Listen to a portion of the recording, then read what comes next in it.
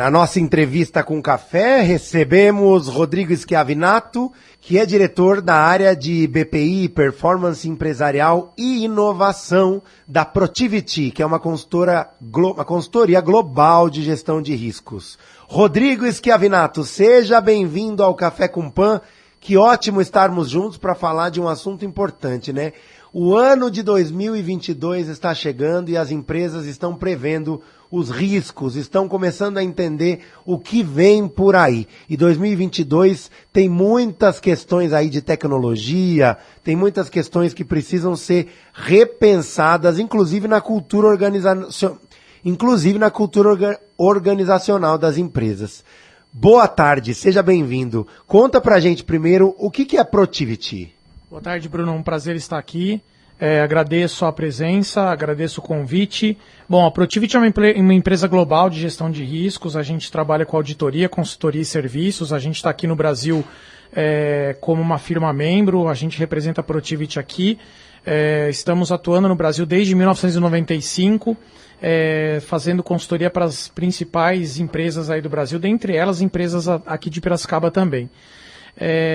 Então, assim, basicamente todos os anos, no final do ano, a gente solta uma pesquisa, é uma pesquisa global, respondida por executivos e membros do conselho das principais empresas, não só do mercado americano, mas europeu, e também do mercado brasileiro, latino-americano também, do mercado brasileiro, apontando quais são os principais riscos para 2022 e para 2031, ou seja, os próximos 10 anos, né? O que a gente vê de interessante nessa pesquisa é que a preocupação principal dos executivos e membros do conselho globalmente está muito relacionada à cultura e aos colaboradores das organizações, né? Primeiramente, a gente vê nos Estados Unidos com a retomada da economia, depois da pandemia, quer dizer, estamos em pandemia ainda, mas a gente está numa retomada econômica muito forte. Nesse cenário, o mercado americano ele se depara com um fenômeno no mercado de trabalho que chama The Big Quit, quer dizer, muitas pessoas saindo do mercado de trabalho, buscando outros empregos, remuneração melhor, não aceitando trabalhar localmente, querendo ou trabalho híbrido e remoto, e isso traz uma preocupação muito grande para as empresas na retenção de colaboradores, nos planos de sucessão, em capacitar pessoas para o mercado de trabalho, principalmente nessa mudança disruptiva muito grande de tecnologia que está acontecendo dentro não só do mercado americano, como do mundo, né? Então, essa é uma preocupação geral dos americanos e do mercado global.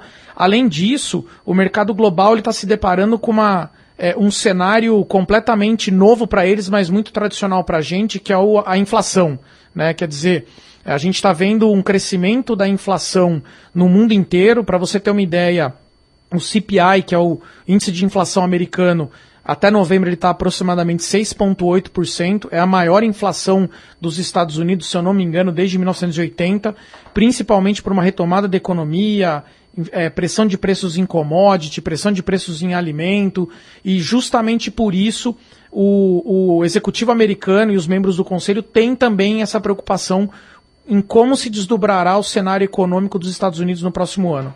Muito bem, Rodrigo Schiavinato, e para a gente é muito importante entender que vocês, como uma consultoria global, entrevistaram mais de 1.400 executivos do mundo todo. Essa entrevista vocês fazem anualmente, que é exatamente para levantar a lista de preocupações, de riscos, esse ranking dos 10 principais riscos para cada ano, né? É uma prognose, é uma previsão, é um prognóstico importante, e eu queria entender como é que é feita essa pesquisa, como é que ela alcança esses executivos, até porque são preocupações que assolam vários tipos de organização, empresas pequenas, empresas médias, empresas grandes, mas principalmente aquelas relacionadas à tecnologia. Tem risco? Será que tem 10 riscos aí que podem atravancar, atrapalhar, prejudicar o dia a dia das empresas? Legal, bom, então, basicamente, para a gente conseguir alcançar esses mais de 1.400 executivos, sendo 50 deles aqui no Brasil, foi enviado um questionário, principalmente com alguns eventos de risco, né? Foram algumas dezenas de eventos de risco que são enviados e o executivo ele ranqueia aquilo entre a maior e menor preocupação para ele, né? Então ele dá uma pontuação desde 0 até uma pontuação 6 para entender se aquilo lá é alto ou baixo risco, né? E aí nesse cenário, os principais riscos que apareceram aqui, eventos de risco no cenário global, eles são os seguintes, né? Primeiro, políticas e regulamentações relacionadas à pandemia que impactam o desempenho dos negócios. Isso aqui está muito relacionado a como os governos determinam as políticas relacionadas à pandemia. Então, uso de máscara, distanciamento social, fechamento de comércio, reabertura de comércio, isso ainda prepondera como principal risco, principal preocupação. Segundo, são os desafios de sucessão, capacidade de atrair e reter os melhores talentos, muito relacionado ao que eu falei no começo da entrevista, né, que são essas mudanças do mercado de trabalho. As condições de mercado relacionadas à pandemia, reduzindo a demanda do cliente. Então, principalmente a cadeia de fornecimento por conta da pandemia virou de cabeça para baixo. Muitos mercados tiveram uma restrição de demanda, outros tiveram aumento, isso é uma preocupação. E também teve tipos de matéria-prima que acabaram se tornando escassos, né? E é aquela coisa, oportunidades apareceram de forma muito marcada, né, Rodrigo? Exato, acho que tem, enquanto umas pessoas choram, outras vendem o lenço, né? Acho que essa que é a grande questão. Então a gente vê no cenário global, como você falou, Bruno, uma escassez principalmente de produtos de tecnologia, especificamente de chips, né? Então o mercado de chips no mundo virou de cabeça para baixo, é um monopólio com algumas poucas empresas, Intel, TSMC, que são produtoras de chips. E isso gerou uma pressão de demanda muito grande e eles não tiveram oferta para abastecer. Isso teve impacto em aumento da inflação por conta de crescimento de preços de produtos de tecnologia e até veículos, porque hoje tudo tem chip, né? Hoje não tem carro novo no mercado porque eu não consigo produzir, porque eu não consigo ter chip para fazer a produção. Então, esse é um grande problema, né? As condições econômicas é um problema, como a gente falou, questões de inflação, custo de folha crescente, e isso é um risco também que os executivos brasileiros consideram como um problema, né? Porque tanto as condições econômicas como o custo de folha crescente impactam o cenário da empresa, seja globalmente, localmente. Por quê? Nos Estados Unidos, a gente aqui no Brasil está muito acostumado, dentro desse ambiente, a ter uma economia altamente indexada. O que é isso? A gente está acostumado a assinar um contrato que depois de um ano ele é corrigido pelo IPCA ou pelo IGPM, etc e tal. Isso é uma jabuticaba que a gente fala. Só o Brasil tem isso, né? Então, a nossa inflação, ela vira uma inflação de certa forma inercial, porque a gente sempre vai corrigindo os preços futuros com base na inflação passada. É a mesma coisa com salário, né? Quem é CLT sabe que tem o dissídio, né, que é a correção do salário pela inflação. Então a gente tem essa preocupação. E o mundo agora está passando a ter essa preocupação, porque o mundo passa a ter um problema de inflação. Tá?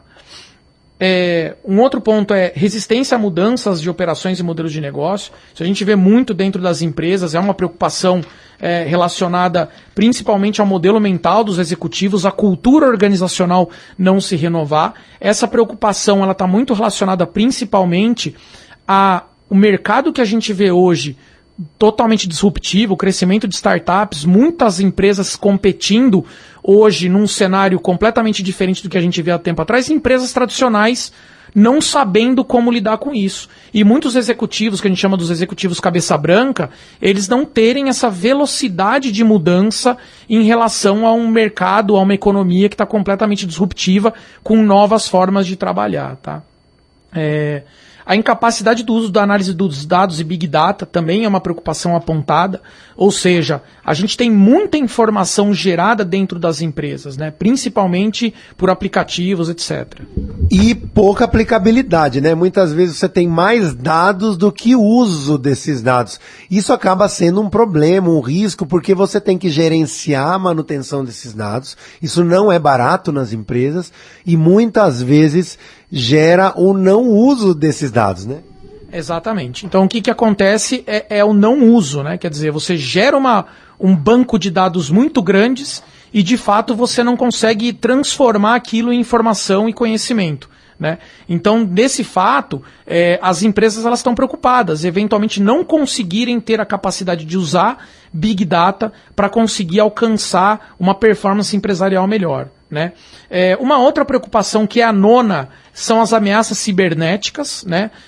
Bom, aqui acho que todo mundo está ciente disso, porque vê diuturnamente no jornal problemas aí de impactos, seja de cibersegurança, ransomware que acontecem nas empresas, né? Não só as empresas, como as organizações públicas também. Recentemente, nós vimos um ataque cibernético ao site do Ministério da Saúde e todos os seus correlatos, né? Tudo isso ameaça, sim, a segurança pública e a segurança corporativa, né, Rodrigo? Exato. Na verdade, o que acontece é que a empresa, em determinados momentos, ela tem uma ruptura do negócio, ela para de funcionar, né? A gente vê alguns casos públicos aí que eu posso comentar porque são casos públicos, mas, por exemplo, o Laboratório Fleury teve um impacto, um ataque a ransomware também. A gente teve caso de outras empresas, JBS nos Estados Unidos também teve um ataque de ransomware. Então, várias empresas estão tendo esses ataques justamente paralisando a operação. Isso traz uma ameaça muito grande, é um risco muito grande, né? E por último, um tema muito caro às organizações hoje em dia, que são as mudanças nas expectativas relacionadas principalmente à diversidade, equidade, inclusão, que podem ultrapassar a capacidade de resposta das organizações.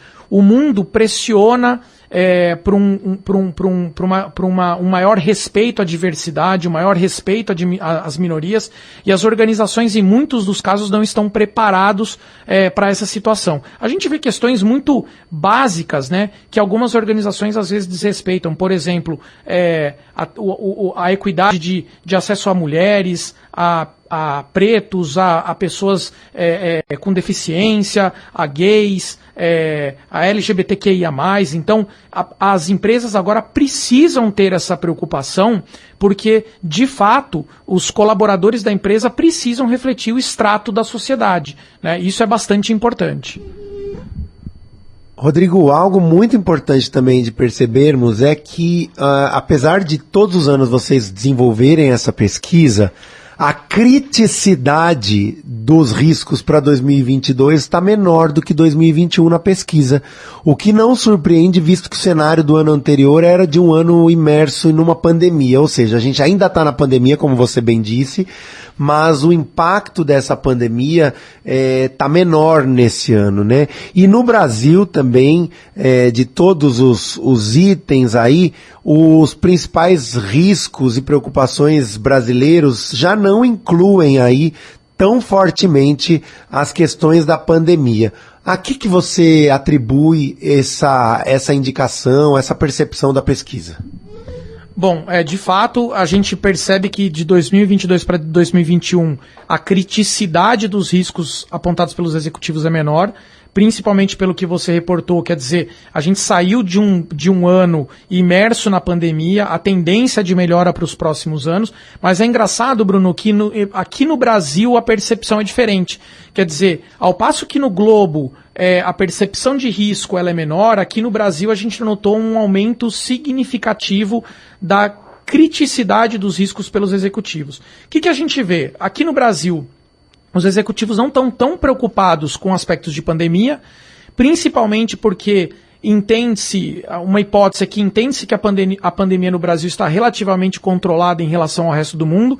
Nós temos um alto índice de vacinação, uma cultura vacinal muito grande, número de internados, mortos, uso de leitos de UTI caíram bastante. A Omicron, a princípio, não é uma grande preocupação futura, mas no presente não está se mostrando como algo extremamente crítico e letal, principalmente que possa impactar a economia. Mas aqui no Brasil as pessoas estão muito preocupadas, os executivos estão muito preocupados com outros movimentos, né? Primeira questão, algumas questões relacionadas ao que o mundo percebe também, principalmente relacionado a resistências à mudança na operação e modelo de negócio, incapacidade da análise e uso de Big Data, e aqui eles têm uma questão muito interessante, que é a capacidade de competir com empresas nascidas digitais. Quer dizer, o executivo brasileiro ele está preocupado principalmente em duelar com as startups. Quer dizer, ele entende que ele tem um grande risco por essas empresas serem mais enxutas, mais clean, agile, elas serem mais rápidas na tomada de decisão, entrega do que o cliente precisa, e eventualmente essas grandes empresas que podem ser elefantes brancos não conseguirem fazer a mudança necessária para conseguir atuar nisso, né?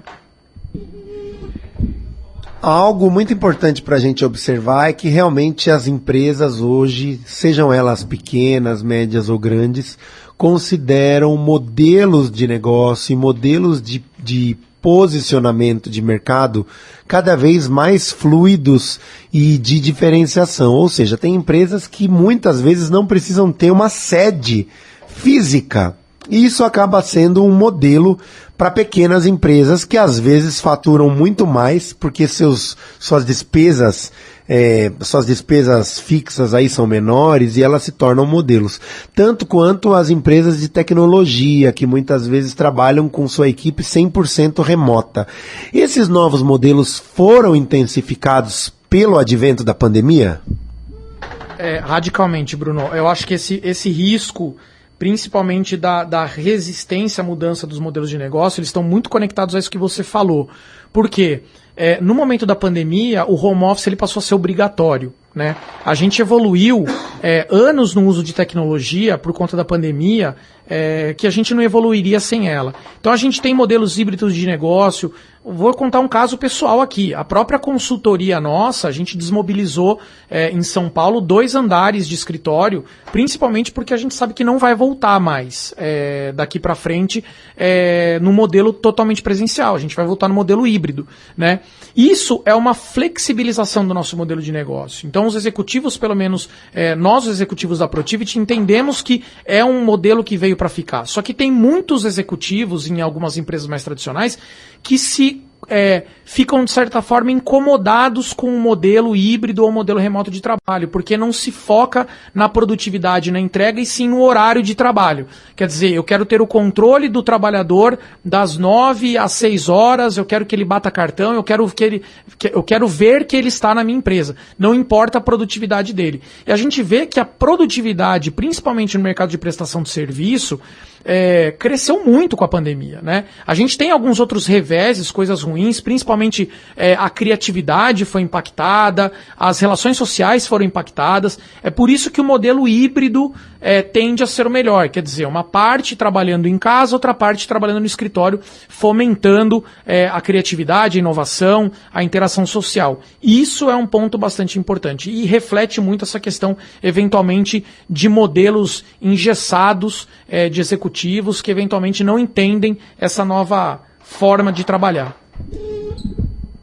O futuro das empresas, hoje no seu Café com Pan, estamos conversando com o Rodrigo Schiavinato, que é executivo da Protiviti, uma consultoria global de gestão de riscos. Ele é diretor da área de BPI, Performance Empresarial e Inovação. Rodrigo, eu quero pedir a sua mensagem final para os nossos ouvintes, sejam eles empresários ou não, e pedir para você também disponibilizar os contatos ou as redes para quem quiser saber mais sobre a Protiviti e também sobre essa pesquisa global com mais de 1.400 executivos que posiciona aí a visão das empresas para os anos de 2022 até 2031. Legal, bom, a Protiviti, a gente tem, o nosso site é www.protiviti.com.br, Protiviti com I no final, tá? A pesquisa ela vai ser disponibilizada em português no site, a gente ainda tem a versão em inglês, mas a gente está em momento de tradução, ela acabou de sair, né? E o recado que eu dou para os executivos é que, pragmaticamente, é que busquem uma organização mais resiliente. O que é uma organização mais resiliente? É que, independente dos riscos que ela tenha, que ela saiba lidar com uma gestão de crises de forma eficiente. Porque os riscos, a gente colocou aqui uma série de eventos, que são eventos que podem acontecer, estão na cabeça dos executivos, mas muitos deles a gente não tem a previsibilidade. A pandemia é um deles, né? Quer dizer, era um risco que tinha uma probabilidade muito baixa de acontecer, mas o impacto severo aconteceu. Quantas organizações estavam preparadas para lidar com esse cenário, né? Então, para isso, a empresa precisa ser resiliente. Ela precisa saber atuar no momento de crise. E ser resiliente é principalmente proteger todos os aspectos operacionais, receita, despesa, proteger a cultura da organização, proteger os colaboradores e proteger a segurança de informação. Porque grande parte das empresas, elas se alicerçam nas estruturas de TI, na tecnologia de informação para atuar. E muitas delas hoje estão sofrendo ameaças e eventualmente paralisam a sua operação por conta disso. Sem tecnologia, sem processo e sem pessoas, uma empresa não vai para frente. Então é importante proteger esses 3 principais pilares das organizações. Muito obrigado, Rodrigo, pelas suas informações, e deixa aí o seu contato, o site ou uma rede social da Protiviti, uma das maiores consultorias globais de gestão de riscos. Legal, no LinkedIn a gente está como ICTS Protiviti, no Instagram também, ICTS Protiviti, lembrando que Protiviti é com I no final. No meu LinkedIn você pode me achar lá como Rodrigo Castro ou Rodrigo de Castro Schiavinato também, e ficamos à disposição. O site é www.protiviti.com.br e é isso aí, Bruno. Obrigado pelo convite. Fico muito feliz de ter contribuído aqui com seus ouvintes aí com mais informação.